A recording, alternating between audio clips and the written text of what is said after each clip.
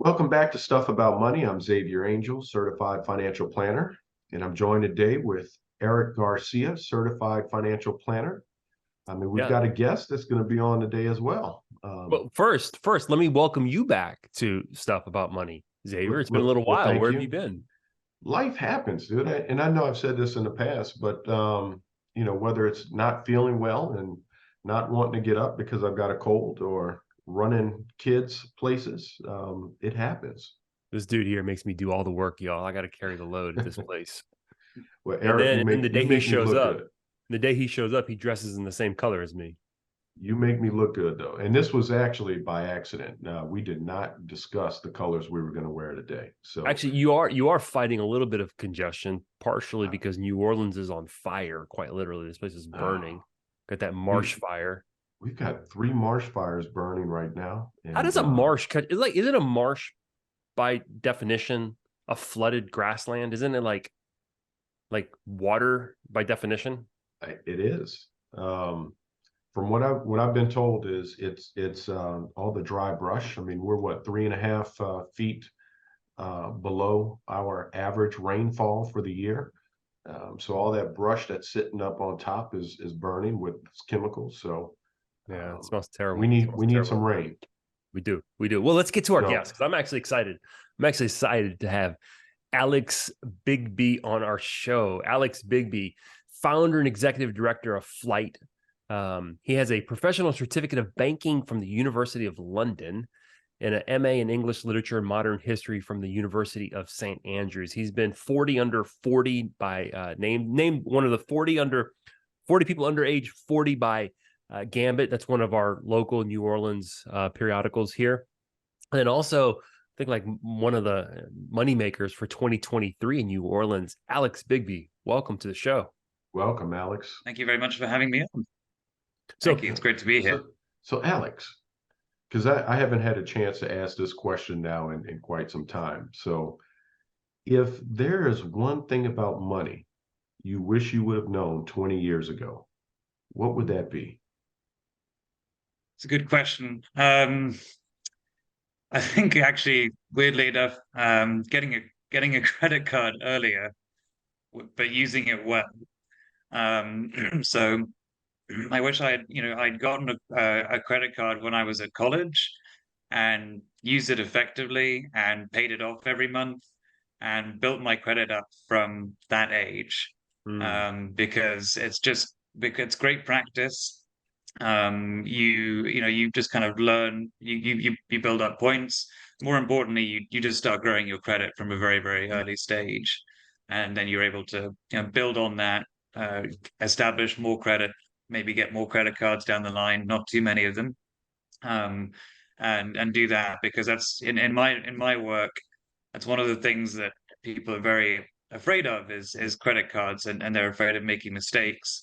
And so, establishing that credit from an early age, building it up, learning how to manage credit, different lines of credit.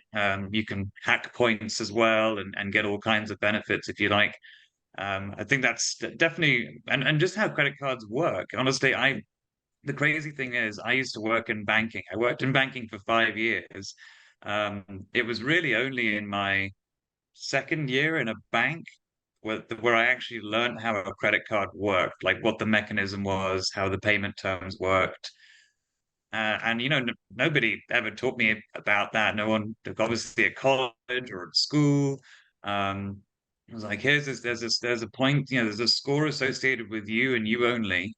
And if you don't pay your mobile phone bill, or you miss a payment on something, it's gonna really affect your life down the line, in a major way. And Well, just Erik, understanding credit and building credit, things like that. Would have been great if I'd known that from an earlier age. So I love it. that's definitely one thing that springs to mind. That's wild. You Probably worked for not the normal thing. Yeah, you worked for one of the largest banks in the entire world. In the entire world. And yet, I mean, and banks are built on credit. At the end of the day, that's how banks make money. They lend money. They make money on interest. Yeah. And it was in year 2 where you kind of felt like you had a good understanding of that. But before we get into your work, I want to address the 900-pound gorilla in the room here. Okay, y'all. Alex has an English accent. He's from London. Okay. I was at a marketing meeting. This was years and years and years ago. It was an American Marketing Association meeting, and the guy speaking was British.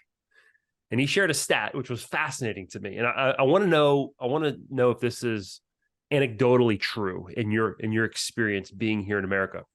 He said that people with English accents are perceived as being more credible than people without English accents. Do you walk into a room and just because of your accent, do people perceive you as more credible?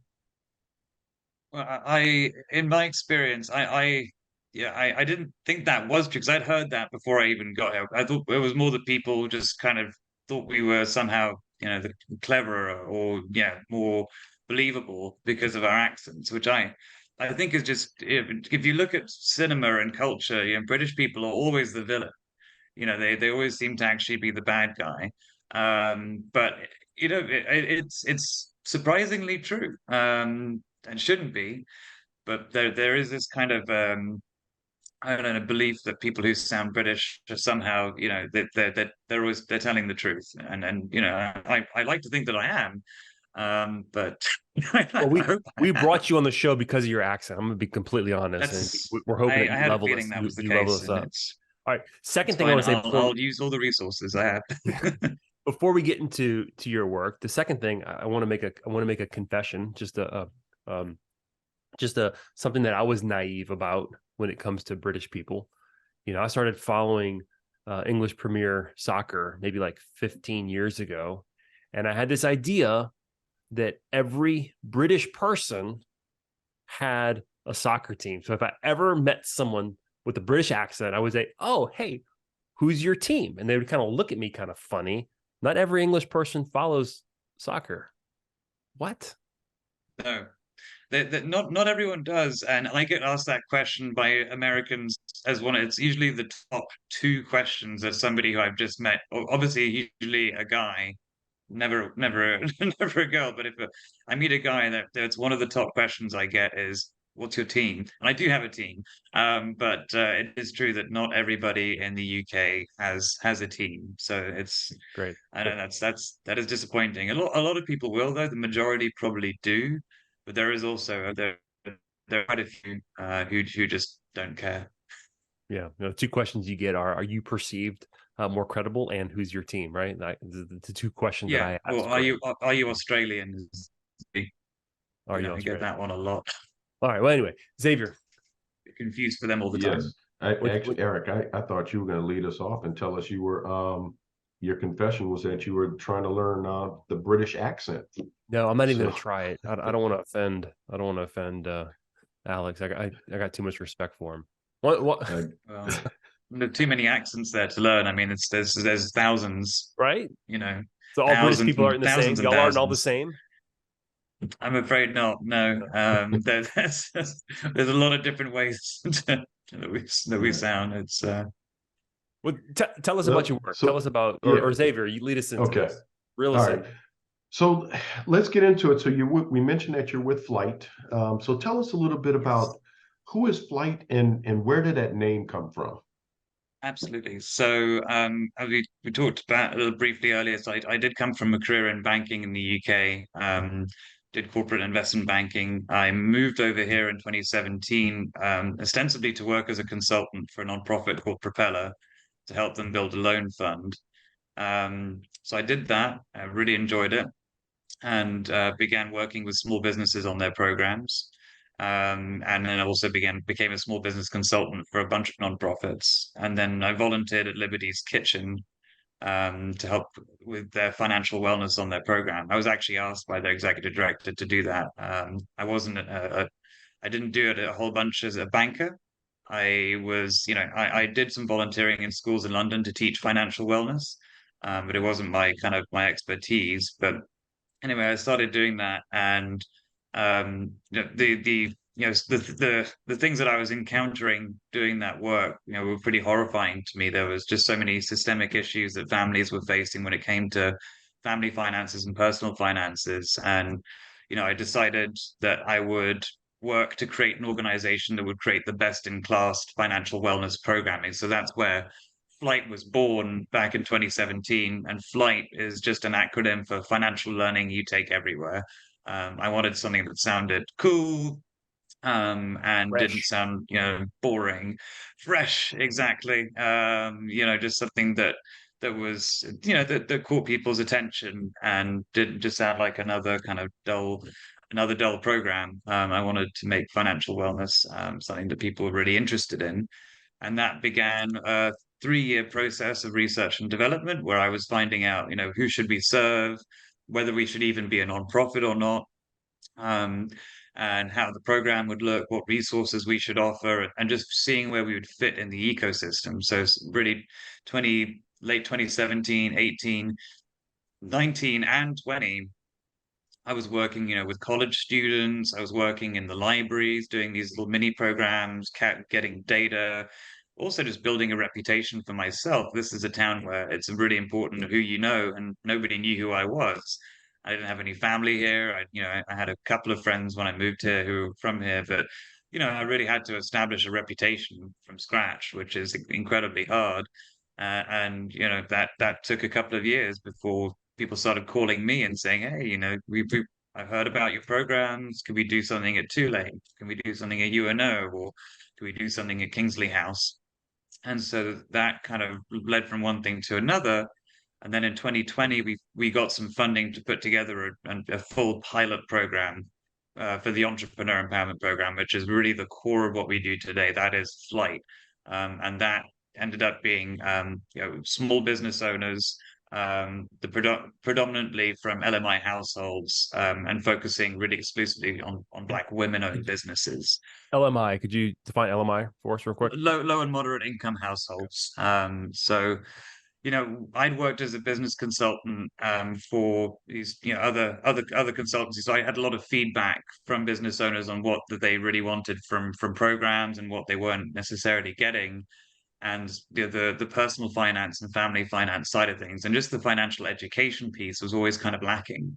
And so it was, the fundamental aim of the program is to not just teach. We do a lot of virtual learning, but also mentor.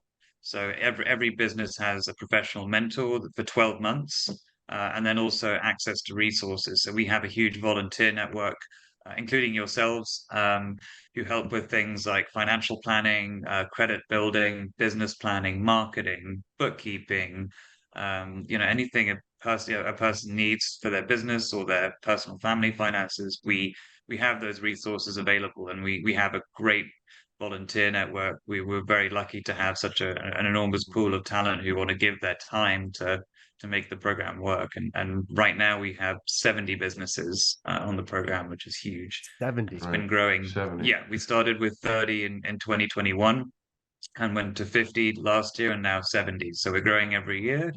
It's like herding cats sometimes, because I'm in charge of making sure everyone's kind of going in the right direction. But it's a very rewarding experience, and hopefully now we're you growing to mentioned 90 next year. you mentioned something, and I want to take a step back. I know you've got those 70 business owners that you work with. From a personal standpoint, are you helping the financial literacy with those business owners from a personal standpoint, or are you working with individuals outside of the business realm on personal finances? Yes. Is that two separate programs? No, it's all part of the same program. So we partner up with local banks, or banks that have a local presence. So we work currently with 3 banks to teach the personal and the business finance virtually. So those happen in 2 sets of sessions, usually in June and then September, October. And so that's very much part of the program, where we teach things like, building personal credit, protecting yourself from cybersecurity, all of the key personal and business finance topics. And then for business finance, we're talking about, what is the P&L, the balance sheet, how to put together a P&L and a balance sheet and read one, how to separate your personal and business finances, how to build business credit, the difference between business credit cards, lines of credit, and the term loan. So these are all really important things that, no one ever teaches you as a business owner unless you have a background in finance. no one ever teaches you this stuff, and it's so important. I mean, if you don't know it, the chances of you succeeding as a business owner are much slimmer if you don't have this knowledge to hand. So we really work very hard to help not just teach it, but then with the mentorship we're embedding in, which is why we have a 12-month program, because habits take a while to form. And Mhm. so things like checking your credit regularly, that's a hard habit to form. That takes a couple of Right. months to actually get that. And also, looking at your bank statements regularly for your business and your personal side, that's the thing that takes a while to form.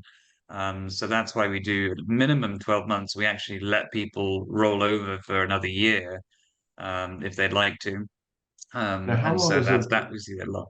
how long is a mentor? So once they reach that 12-month period, how long do you mentor those individuals? Is it ongoing? Is it just that additional year? What's that mentoring program look like after they graduate the program?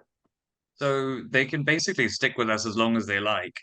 So they can rejoin the next program and continue to receive another 12 months of mentorship. They also have to attend the learning, and they still get access to all the resources we have on the program. So, that it's just that they're hopefully building themselves towards accessing capital and building that kind of that business strength. So they, by the end of the first program, we're hoping that their credit will have gone up. They will have gotten at least a personal credit card. They will have established business credit. Some of them need to open business bank accounts, so we help them do that, get their licensing in order. So there's a lot of back of house stuff that we do in order to make sure that the front of house can function effectively. And then, the second year, we're hoping for maybe a line of credit if they need it. We actually also offer an in-house micro lending facility. This is something we piloted this year, which has been really successful. So we do interest-free and fee-free microloans up to $2,000 to people on the program who can put forward a business case for something, usually for a piece of equipment or an event that they need, either like a food truck or recently we had a lot of people with Essence and a couple of big festivals. They couldn't afford the deposits or the down payments and the buying produce, so we front them the money for that. And then we work on a repayment schedule, and it's been very successful. We've had very very little issues with repayment. If somebody can't repay, we just essentially we change the terms, and we make it a smaller amount for longer. The only strings attached are if they're still repaying at the end of the program, they have to join the next program, and they have to attend all of the learning sessions and make sure that they're at every single one. So it's been really, really the feedback on that has been excellent. I think we're gonna make that a public part of the next program in 2024, 25, because there's clearly a huge need for small loans just to get usually it is just a piece of equipment or getting that first couple of festivals. And I think there's just a big gap in the market, especially with interest rates being so high.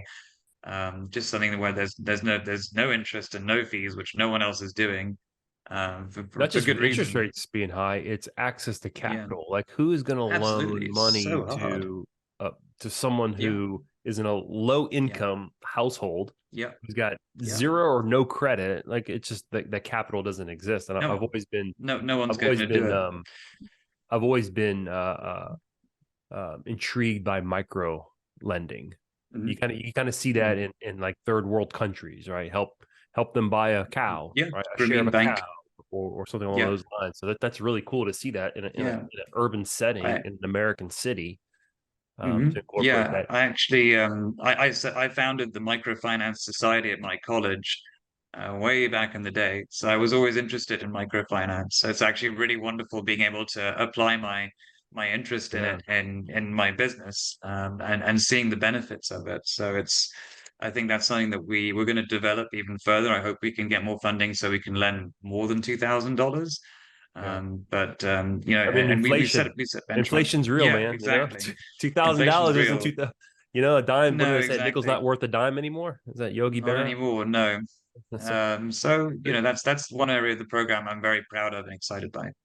so Alex, one of the things you mentioned with your participants or your students, do you call them students, participants? What is there? Actually, we call them cohort members. Cohort members. Okay. Yeah. You talked about developing new habits. So Xavier and I just came back from a conference. So it's us and maybe like 4,000 other financial advisors who don't work in a low to moderate, income household space. I mean, we're working obviously in middle class and in upper class America.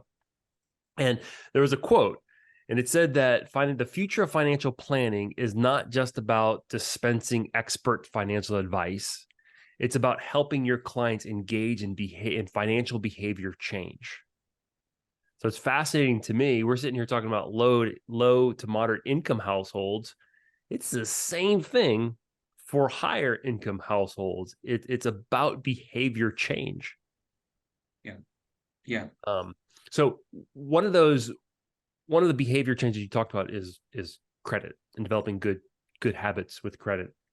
And this is something that I found. This is off of your annual, I don't know if it's your annual report, but you talk about the credit score impact that you're having on your cohort members. You said 90% of participants' credit scores increased, and of those, 68% saw it increase by at least 20 points. Talk more about that specific behavior or feature. Yeah. So, I mean, a lot of that was just, we do the credit learning really early on in the program. And so, it's really more based out of them actually checking their credit regularly and realizing what's on there and what's affecting it. Because most people are not doing it regularly, and they don't realize what's negatively impacting their score. So, and we also we work with Capital One Bank. They have individuals at the bank who do specific credit building, one-on-one counseling. So we connect most people in the program to that. So, there are lots of sort of different ways that they can improve it, but usually there's some bad debt that they have that they need to focus on paying down, or multiple credit cards with high balances that are, again, hurting their score. And so it's just focusing on, how do they find the budget to really focus on, especially the high interest debt, and really divert, some spending towards paying that down, because that's often hurting people's scores. So we've seen a lot of, as you've seen from the report, the credit scores go up pretty drastically, an average of 40 points throughout the program, which really, helps a lot of folks. And a lot of that is due to the work we do. And then also some people just don't even have the credit card, so they can establish credit, and we show them the right card to get. We help them put auto pay on. We help them kind of talk about what they should be putting on it, and avoid them putting additional debt that they shouldn't do on it. And then we talk about what different lines of credit will do. Some people have student loans, and we try and focus on making sure that they're able to cover those. But also budgeting is a big part of that too. As we discussed, most people on this program are not high earners. So that you have to be very sensitive around the budgeting piece, because there's only so far some income will go. In some cases, they're really kind of sweating every dollar they make out as much as possible. And we just in those situations, you just have to be really, really careful and just make sure that everything that they've got is going towards paying down any bad debt. In other cases, there are instances of people, of areas in the budget that can be worked on. Especially shifting for people getting delivery food to buying groceries is a huge area I see, overspending, and impulse purchases, things like that. I know you're sitting here talking about your cohort members, your low to moderate income cohort members. But everything you're saying, these are conversations that Xavier and I have every day with high income earners. It's sure. Improving credit. Here's what I don't think, it sounds obvious. Okay. I don't think people sit down long enough to do the math to realize how expensive bad credit is. Especially you start looking at credits tied to insurance costs, credits tied to obviously the interest rate that you're going to get on a business loan, or whether you can get a loan or not. Credits tied to so many different things, and it is so expensive. And I want to put a post right here for our listeners. Like, credit is so important. This is a lesson my dad drove into my mind. Okay. He said, son, always have good credit. Don't use it unless you absolutely need it. Mm-hmm. Mm-hmm. Yeah. Right. And good advice. This could actually be an entire episode of its own, talking about It could be. credit score and credit card.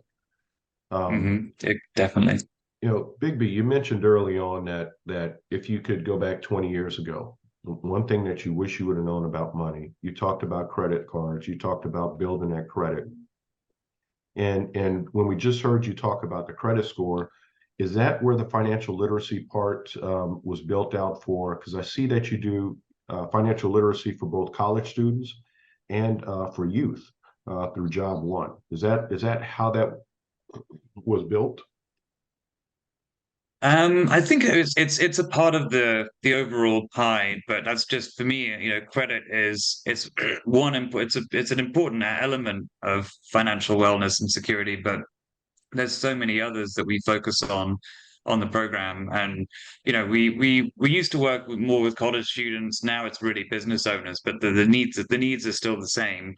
You know, the Right. other things that are also important are, you know, things like paying yourself, which really means just saving. And that is another thing. Again, if I had spoken to me 20 years ago, apart from credit and credit cards, is start saving. You know, get into saving habits early. Even if it's a little bit of money, you know, $50 a month, you know, whatever. Have a savings account, start putting that money away, and then start investing that money into index funds, because that will just passively grow your net worth in the background. That's if I could speak to 17-year-old me, 18-year-old me when I was, you know, I was just starting to think about all that. I'd start putting money away and putting it into very low cost investments. That is, and putting to getting a savings kind of buffer, Why do you because think that's it's so hard? the Why do you think it's so hard for people to save, Alex? because people always aren't people don't they're thinking about today. You know, that people don't like to think, they think, oh, I'm going to get some kind of windfall in the future, that, you know, that's going to be my savings, or I'm going to sell my business. I hear this a lot. Yeah, I'm going to sell my business and that's my retirement.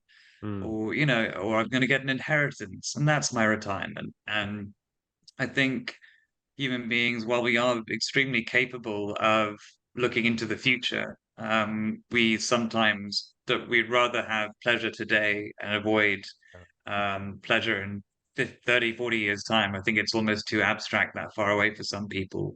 Some people are very good at it, but you know, I think it's important. And a lot of people just have no, especially the people on the program, and maybe the people you work with, there is no retirement plan in place Mm. for anyone. These are people who are, you know, in their 40s, 50s, no plan in place. You know, for a lot of them, the plan is that their children will support them financially, which is going to burden their children in the long term, and that again, that causes generational wealth issues and prevents a family from creating generational wealth. And so, you know, it's just Yale. very important stuff that people should talk about. I think Right. it's Yale. I think Yale did a study that talked about this idea of saving. So, you know, I think you summarized it well. Saving is basically robbing yourself of some pleasure today, right? I have money that I can use for me today. So if I save it, then I'm telling myself no. But the Yale study basically said that saving money for your future self is akin to helping a stranger. Like, because people can't see themselves older. So if Yep. you can help people envision themselves older, right, playing with their grandkids, having a vision of what 20 years, 30 years looks like, they are more willing to save because you've created this connection, this familiarity with their older self. It's a fascinating study. Mhm. Yeah, I think also having children, as somebody who is expecting their first child, Well, Congratulations. really starts to put congratulations. things. Thank you very much. Is it really puts things into perspective? So, I mean, for example, I just got my wife and I life insurance for the first time. You know, and I never really thought about. I thought about it before. I just thought, you know, it's not really worth doing. But you know, we both have incomes now, and we got a kid on the way, and so, you know, I want my if something awful were to happen to me, I now want to be protected. That's a big piece of the financial foundation and you know, house that Mhm. people don't talk about as much is insurance. Funeral insurance is actually something that that people, people actually do get a fair amount on the program, because it's a very high cost and it's very cheap. It's one of the cheapest forms of insurance. But insurance in general, we do learning about insurance on the program, because that is, I like to talk about the financial house. And there's foundations and there's walls, and then there's a roof Mhm. and all that. Insurance is a big part of that, and again, not a thing that people put enough money into, because especially if you're younger, it's very cheap for what Absolutely. you get. Absolutely. So I've actually got a lady coming over today to draw blood and do all kinds of tests on me to make sure um, Fun. Fun. So not too much Bigby, sugar today. what does the future look like for Flyte? So, as I said, we work with 70 businesses now in the Metro New Orleans area, some of the surrounding parishes, as far as Baton Rouge, some of them actually. So that's our kind of hybrid forward model. With enough funding, and we're a very lean operation. We can expand our footprint to, I'd say, thousands of businesses. Realistically, this isn't pie in the sky stuff, where we can work with surrounding parishes, work with Baton Rouge and become a regional force for small businesses. I think that the demand is out there.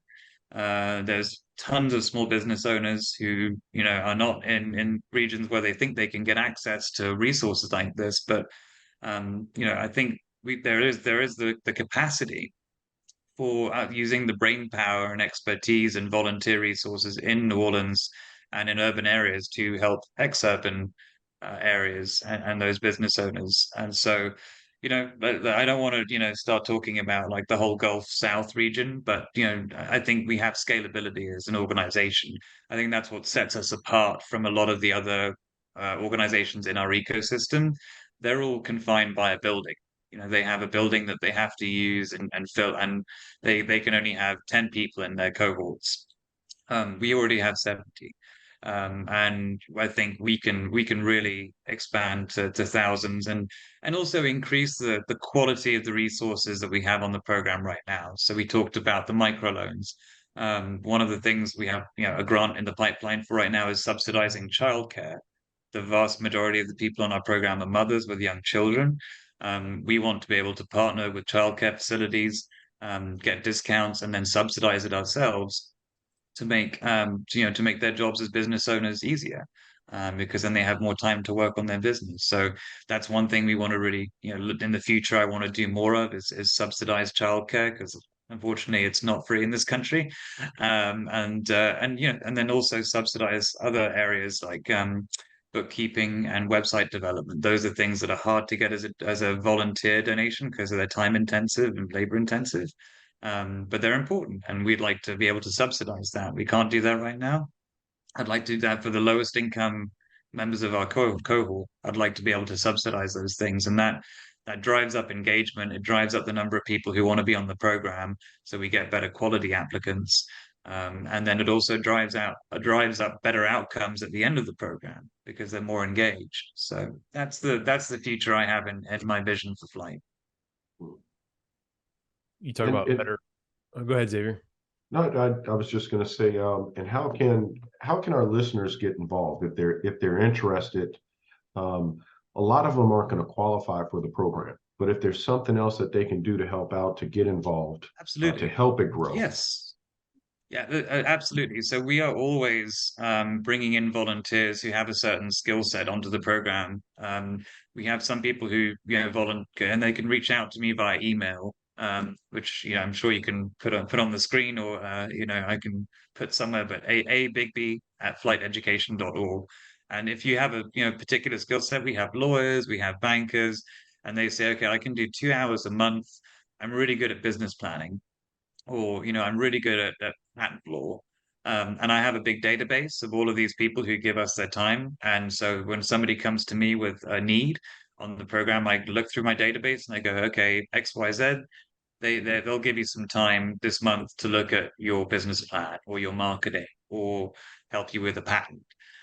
So really, anyone with any kind of skill set that would help a small business, and especially because these are such early stage businesses, this person doesn't have to have had 30 years in the industry. We work with Tulane University as one of our partners. So we have college students who are paid for by Tulane to work on the program through the business school because they are studying business planning and financial forecasting, but they have no real world application for it. So we give them an opportunity to get over the walled garden of Tulane, meet with people in the city and help them apply their theoretical knowledge to a real business. And then we oversee the process. We give them feedback. We make sure that their soft skills are in check. And so that's something that we're always building partnerships because we're always trying to scale. We're always every year we're trying to grow. And so if any of your listeners want to reach out and you think, oh, I'd like to, I like the idea of volunteering. I can do it you can do it. It's all virtual as well. So it's really, you don't have to leave your home. So we make volunteering very easy, and very rewarding too, because you get to, you get feedback on everything, and you get to see the business kind of take what you taught them and apply it, and hopefully do great things with it. Can you share maybe one of your like biggest wins, something that you said the participant, you get to see people succeed. What's maybe something, a story that you think about that always makes you, when you have a bad day, you think about that story. What's that story? I have so many. I mean, there are lots of different success stories, and the best part about this job is being told thank you, weekly by a business you work with because they've got that credit card, or they got their credit score up. They were able to open their first business bank account. But in terms of just people who might be visible in the city, so we work really closely with a lady called Joanna Arake, who's the ballerina. She makes cheesecakes and sells them around the city. They're the best cheesecakes in New Orleans, maybe ever in the world. So I much am so that my not going to take groomsmen your word for it, and I'm going to have to try that. I'm not. I you have don't. to try these. You can't. Yeah. That English accent, man. I'm not buying it, man. I don't. I know. gotta test it for You myself. shouldn't take cheesecake recommendations from a Brit, but And that was we ballerina? went. Yeah, the Batterina. So we Okay. worked with her for a number of years. I mean, as well as other people in the ecosystem. So we can't take all the credit, but she was able to go from a pop-up, um, to a fully blown commercial kitchen, and now she's supplying a whole bunch of restaurants and supermarkets in the city. I think she's got real scaling potential. We've also worked with Tangerine Kitchen, who make a vegan burger. And they've just bought their first facility, and they're about to start supplying to supermarkets and other organizations around the whole South. Again, we're only part of their story. There are other people in the ecosystem who work with them, but those are some of the success stories where we work with them for multiple years, and we've been able to help them. And there's other things like a business. It was one of our businesses had an issue with an SBA loan, so I called up their bank and literally got onto the phone with their bank manager, and I speak bank, so I was able to get them to get kind of unjam the loan from their system and get them what they needed with this person on the phone, and get them the SBA loan. And that probably wouldn't have happened, or would have just gotten stuck forever if I hadn't gotten involved. So there's been lots of things like that, and that's what helps me sleep well at night. I love this job, and that's why I love actually being a mentor as well, because I get to be really close to the people we serve, and I see the effects of what we do. I know it works, and that's why I keep on doing it. That's something so simple, and I say this to our listeners just as an encouragement. You might think, I don't have time to help. What can I offer? Like, you literally got on the phone with their bank and had a conversation, hour max of your time. I don't even know how long it took, just advocating for someone who may not have been able to advocate for themselves, not because they can't do it, just because they don't know what they don't know.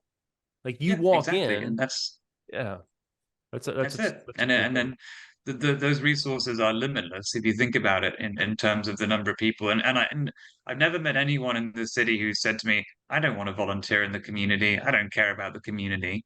Everybody's in this city. They love generally love the city. Some of them less so than others, but they all want to contribute something because we want to see the city succeed and we want to see the people succeed. And I think most people subscribe to the a rising tide floats all boats theory, which is very important.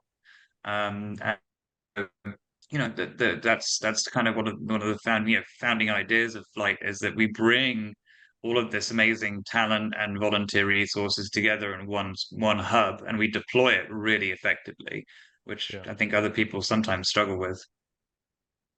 Yeah, I'm a good example of someone who's like, man, I love what you're doing. And we met by accident. You and Xavier were going to lunch. And We I was like, did. hey, can I come? I was like a tag along, like an afterthought. Hey, you want to? I'm meeting this guy Bigbie. You want to come? I'm like, yeah, I'll come. Yeah. I'll come. Well, look, I Yeah. had gotten I think I got the email from you, and I'm sitting there. At first, I thought it was spam, and it started asking around, and I came across. I think she just graduated from the class, so ran into her. We started talking about you. She vouched for you. Has had all good stuff to say about you, and told me a little bit about it. So that's when I reached back out to you and said, "Let's grab lunch," and brought Yeah. Erik I'm along. glad you So did. I'm yeah, glad you did. Yeah, and I'm glad she said nice things. We get good feedback.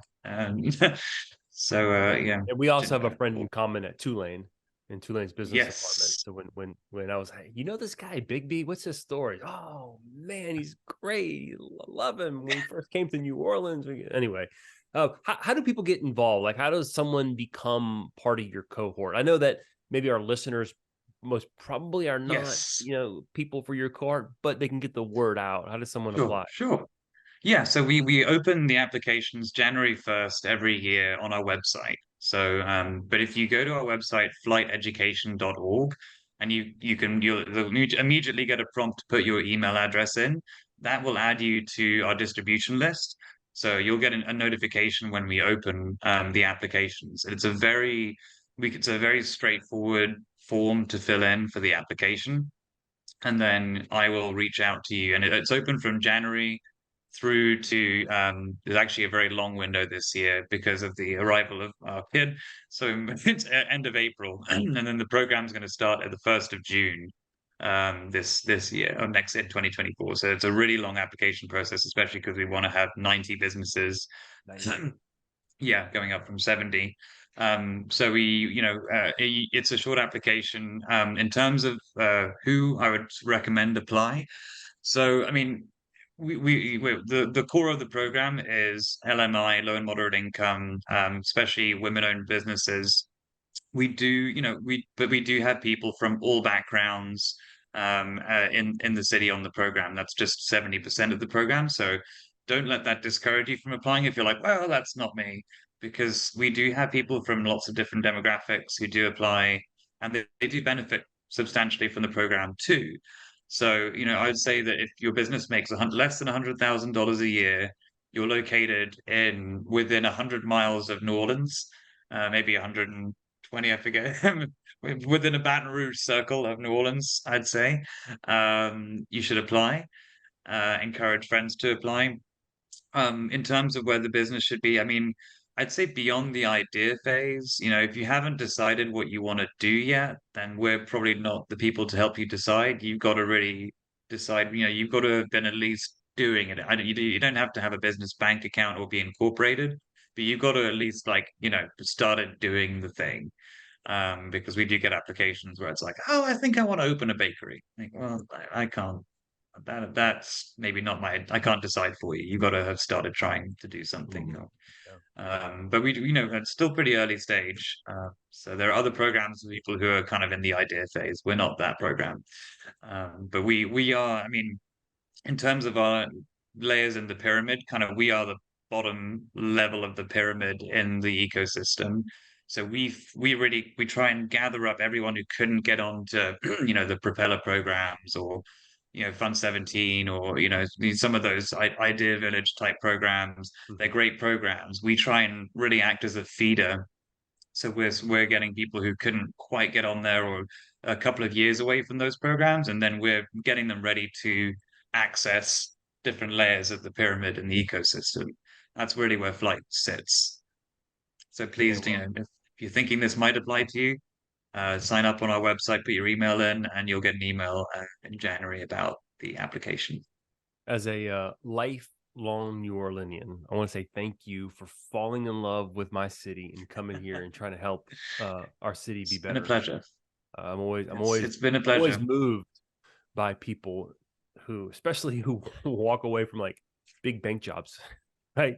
And they come here and they dedicate their lives to people and to see people improve. So that's It's very only New moving. Orleans that could do that. I tell you that. There's no other city in the world that could ever have torn me away from London. But New Orleans seems to have a magical effect on people, and it did it with me, and here I am. So Very cool. uh, Well, yeah. Alex, Xavier, any closing thoughts?